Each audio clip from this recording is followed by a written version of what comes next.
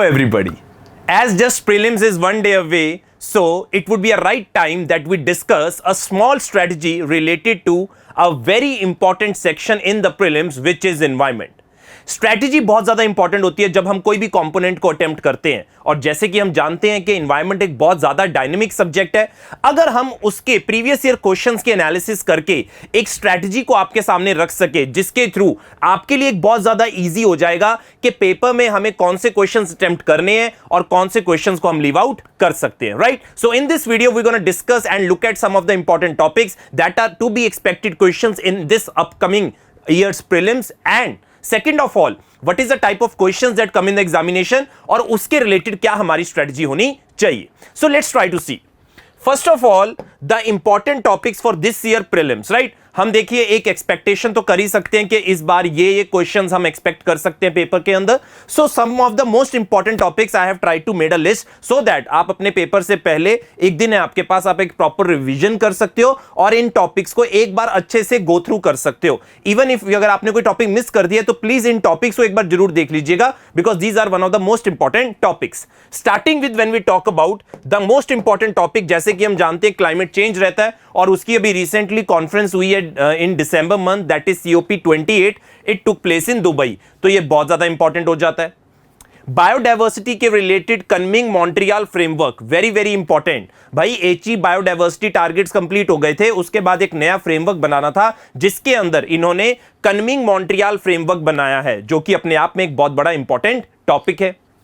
Then you have carbon border adjustment mechanism.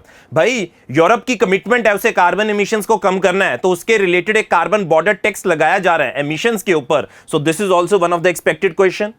Again when we talk about climate change, India का क्या contribution है, India के क्या pledge हैं क्लाइमेट चेंज को कंट्रोल करने के लिए, कार्बन एमिशंस को कम करने के लिए, क्या हमारे रिवाइज्ड INDCs हैं। So that is also an important part of our expected prelims. Then there has been a healthy debate which has been going on between two set of countries. On one hand, there are certain countries who want that there shall be a complete ban on the usage of plastic, and there are certain countries who want कि कुछ ना कुछ limit तक हमें plastic की consumption करनी चाहिए। अब उसी कंटेक्स्ट के अंदर प्लास्टिक पोल्यूशन क्या उसको रोकने के लिए किया जा रहा है, and whether there is a certain negotiations that are going on कि किस तरीके से ग्लोबली हम एक ट्रीटी बना सके जहां पे प्लास्टिक पोल्यूशन को हम कंट्रोल कर सकें, तो वो एक इंपॉर्टेंट टॉपिक बन जाता है। Then you have invasive alien species, आज के टाइम पे काफी ज्यादा न्यूज में रहे हैं। रिसेंट रिपोर्ट्स हमने देखी हैं जहां पे बताया गया है that it is one of the biggest threat to biodiversity, so we need to know about this invasive alien species. Then you have glacier lake outburst floods, हमें पता है सिक्किम में कितनी प्रॉब्लम है और एक इंपॉर्टेंट फैक्टर रहता है जब हम बात करते हैं इंपैक्ट ऑफ क्लाइमेट चेंज का। देन लैंडस्लाइड्स, देन चीता री इंट्रोडक्शन प्रोजेक्ट, हमने देखा है कि किस तरह से चीतास जो हम नामीबिया और साउथ अफ्रीका से लेके आए थे, they have been facing the challenges in the Kuno national park, and then there were certain important discussions that were going on कि क्या इनको कहीं और शिफ्ट करना चाहिए कि नहीं करना चाहिए। So all those topics and questions become very much relevant, so you need to be aware of all the aspects related to cheetah. Then we talk about eco sensitive zone, कितना इसका एरिया होना चाहिए, वेरी करता है, क्या supreme court की guidelines है, this becomes important. Then you have National Green Tribunal, always an important topic. Then you have Graded Response Action Plan, very very important. भाई Graded Response Action Plan जो दिल्ली और NCR reason में implement होता है accordingly by the Commission for Air Quality Management. This is also very important. And lastly, we have this methane emissions sources and their treaty, very important. हम हमेशा जब भी carbon की बात करते हैं तो क्लाइमेट चेंज को कार्बन से रिलेट करते हैं, बट अगर हम बात करें मिथेन भी एक पोटेंट ग्रीन हाउस गैस है, उसका भी एक ग्लोबल वार्मिंग पोटेंशियल है, तो उसके रिलेटेड आज के टाइम में मिथेन एमिशंस के क्या सोर्सेज हैं, कहां से एमिशंस एमिट होती हैं, तो हमें सोर्सेज के बारे में पता होना चाहिए, और उसके रिलेटेड कोई ग्लोबल मिथेन प्लेज है जो बनाया गया था, जो कि कोशिश कर रहा है कि किस तरीके से हम मिथेन एमिशंस को कम कर सकते हैं। So all these topics become very much relevant. See idea is कि आपको एक पता चल जाए कि ये टॉपिक्स हम मिस नहीं कर सकते हैं, क्योंकि ये हमारी एक जो बकेट लिस्ट होती है प्रेपरेशन की, उसके अंदर ये फॉलो इन करने चाहिए कि ये टॉपिक्स तो हमने पढ़ने ही पढ़ने हैं, and that too in detail. And even if you miss this topics, please do note of this and try to read this topics, these are very important. Now the most important part is कि यार हमारी strategy क्या होनी चाहिए। This is very important. See topics आप सब पढ़ लेंगे, पर पेपर में जो इंपॉर्टेंट चीज है दैट इज स्ट्रेटजी। अगर आप एक सटल वेरिएशंस कर देंगे अपनी सर्टेन स्ट्रेटजी के अंदर, then you would see a lot of differences in how you gonna score well in the environment subject. See As I have made an analysis of the previous year questions, let's say for the past 6 to 7 years, I have seen a certain trend that the questions I can divide of the environment section, usually they come around, let's say, environment के questions 12 से 15 के बीच में on an average basis आते हैं. ऐसा नहीं कि हर बार 12 ही आएंगे या 15 ही आएंगे, वेरिएशंस देखने को मिल सकता है. उनको हम 3 कैटेगरीज में डिवाइड कर सकते हैं, easy, moderate and difficult. Why do I से easy?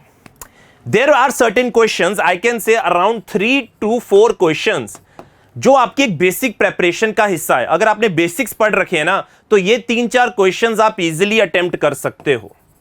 So these are the questions that you can not miss. First of all, ये आप मिस कर ही नहीं सकते हो, ये आपको अटेम्प्ट करने ही करने हैं. And these are the questions that you can solve by just having a certain conceptual clarity. Now comes these moderate questions. They can vary from 5 to 7. इतना इनका वेरिएशन रहता है. 5 से 7 के बीच में मॉडरेट क्वेश्चंस आते हैं. बट ये सिर्फ आपकी कंसेप्चुअल क्लैरिटी नहीं, आपके क्लास नोट्स ही नहीं, but it also about the कि आपने कितने वेरियस सोर्सेज पढ़े हैं, क्या आपने करंट अफेयर्स अच्छे से पढ़े हैं, क्या आपने करंट अफेयर्स को अपने स्टैटिक कंपोनेंट में रिलेट किया है. अगर आप ऐसा कर पा रहे हो एक अपनी पर्टिकुलर तैयारी के दौरान, तो आप इन क्वेश्चंस को अटेम्प्ट कर सकते हो. ये क्वेश्चंस नामुमकिन नहीं होते हैं. थोड़ा सा यहां पे इंटरडिसिप्लिनरी एंगल भी देखने को मिलता है, जहां पे ज्योग्राफी के साथ लिंक हो सकते हैं, साइंस एंड टेक के साथ लिंक हो सकते हैं. जैसे कि लास्ट ईयर ग्रीन हाइड्रोजन के जो क्वेश्चंस थे वो साइंस एंड टेक के साथ रिलेटेड थे. तो वो क्वेश्चंस हमें मिस नहीं करने हैं. पहली बात ये हम अपने दिमाग में कंफ्यूजन क्रिएट ना करें कि जो ऐसे क्वेश्चंस हैं हम वो मिस नहीं कर सकते हैं जिन्होंने तैयारी अच्छे लेवल पे की है. तो ये 5 से 7 क्वेश्चन है जो आपने अटेम्प्ट करने ही करने हैं, इसको आप मिस नहीं कर सकते हो. सो ओवरऑल इफ आई से 15 क्वेश्चंस अगर एनवायरनमेंट के अंदर आ रहे हैं, so we can attempt 10 to 11 questions easily. 10 से 11 क्वेश्चंस जिसने सारा साल मेहनत करी है, प्रॉपर नोट्स बनाए हैं, वो इजीली उन 10 से 11 क्वेश्चंस को अटेम्प्ट कर सकते हैं. और इतना अपने ऊपर कॉन्फिडेंस होना भी चाहिए कि यार हमारी तैयारी है और हम ये 10 से 11 क्वेश्चंस अटेम्प्ट कर सकते हैं. अब बात आती है ये जो आखिरी के 3 से 4 डिफिकल्ट क्वेश्चंस होते हैं. Now here is the thing that you have to focus upon. There could be certain terms जो आपने कभी नहीं सुनी है, ऐसी कोई चीज जो आपने कह ले अपने बेसिक प्रेपरेशन में नहीं पढ़ी है, करंट अफेयर्स में या कहीं और भी, तो जरूरी नहीं है आपको उन क्वेश्चंस को अटेम्प्ट करना है. There are certain things that you can avoid in your life and seriously same is the case in this prelims paper, जहां पे कुछ क्वेश्चंस हैं आप अवॉइड कर सकते हो. 100 क्वेश्चन हमें अटेम्प्ट करने नहीं है, हमें अटेम्प्ट करने हैं 70 to 80 के बीच में क्वेश्चंस. अगर आप वहां पे इतना एंगल लेके चल रहे हो तो I think you can leave this difficult 3 to 4 questions. ये अगर आप पेपर देखोगे, पिछले साल के भी एनालिसिस करोगे, तो आपको ये एंगल देखने को मिल जाएगा. इजीली आपको इस लेवल के ऊपर क्वेश्चंस देखने को मिल जाएंगे, जहां पे यार हाँ होंगे 3-4 क्वेश्चंस होंगे जहां पे आपको अटेम्प्ट नहीं करना है. तो अगर आप ये 10 से 11 क्वेश्चंस अटेम्प्ट करते हो इजी और मॉडरेट लेवल, और आप उनमें से 8 से 9 ठीक कर लेते हो, तो आपके हिस्से में 18 मार्क्स आ जाते हैं. So that is quite a good weightage. So environment is not what we can call it about कि यार इसको attempt करना मुश्किल है. It is about having the right strategy and implementing it at the right time when you actually require it the most. So this is the approach that I think if you can handle this approach in your paper, it will help you a lot. Try to see के कौन सा question easy है, moderate और difficult है. Easy तो आप easily attempt कर लोगे, बट जब मॉडरेट और डिफिकल्ट की आ जाती है, try to think upon it कि यार ये मैंने चीज देखी है, कभी सोची है, whether I have heard about this. If you haven't heard about this, don't do that question because then it becomes extremely difficult to even predict the answer और let's say take a rough estimation of the answer. So this is the thing that I wanted to tell you. And I wanted to tell you just one day before prelims. Why? Because I wanted to make sure कि आपने अपनी basic preparation तो कर ली होगी, but एक सही strategy एक होना बहुत ज़्यादा जरूरी है. तो मैं पहले बर्डन नहीं करना चाहता था. I wanted to make it at the right time. So that's it from my side. I hope सभी का जो भी इस वीडियो को देख भी रहे हैं और नहीं भी देख रहे हैं, अच्छा ही हो प्रीलिम्स, और मेजॉरिटी बच्चों का प्रीलिम्स क्लियर हो. So best of luck for your prelims and thank you so much.